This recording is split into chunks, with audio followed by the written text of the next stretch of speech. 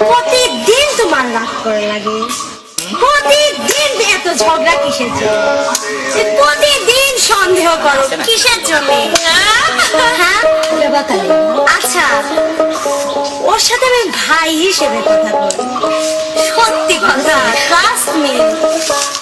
না বিশ্বাস করে না রে আল্লাহ, ভাই হিসেবেও কথা বলা যাবে না। ও তো আমার বয়ফ্রেন্ড না, ও আমার ভাই। ভাই হিসেবে কথা বলা লাগবে কিসের জন্য? ভাই হিসেবেও কথা বলা যাবে না। আচ্ছা ঠিক আছে, হুন্ডার পিছনে ওঠা যাবে না। ওর হুন্ডায় উঠছো কিসের জন্য? হ্যাঁ, ওর হুন্ডায় কিসের জন্য উঠছো? সামনে দাও।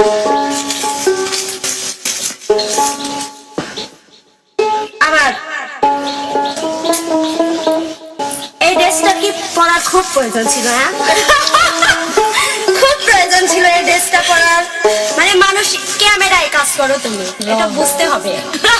ক্যামেরায় কাজ করো তো বোঝো না যে পাবলিক কি বলে।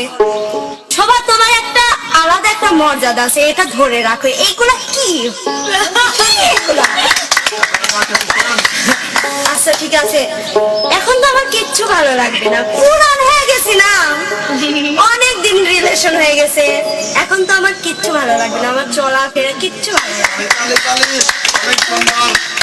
তখন মানে একটু রাগ মাগ করি, মানে নিজেই রাগ কইরো না, মানে নিজেই বলবে, মানে রাগ দেখাবে ওই আবার নিজেই রাগ কইরো না